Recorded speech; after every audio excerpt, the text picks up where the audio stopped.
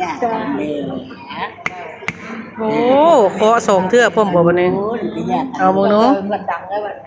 เอาเนาะโอ้ยายกินขึ้นชั้นบ่โอ้ตายแล้วเขาต้องก้นขึ้น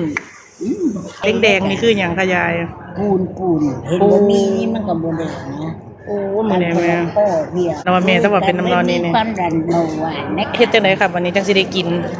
ตำบ่ค่ะวันนี้โอ้เอาใบพลูใส่พร้อมบ่เบิ่งด้วยแล้วก็ใส่แล้วเธอตำแล้วก็มาอุ้มแหละโอ้เพียงแม่เบิดเว้นยายอยู่บ้านโคกสีนี่ที่ว่าอีช่างบ่คักเด้ตำไหนแรงตำแนวมักเนาะยาย4 โมงแล้วบ่ไหวเด้เนาะตั้งหักเที่ยวคำนึงเพิ่นจะอยากกินข้าวก็กินน้ำเพิ่นให้กินนั่นเดียวไปถามหมอว่าจะได้ว่ามันหายไปถามดูหน่อย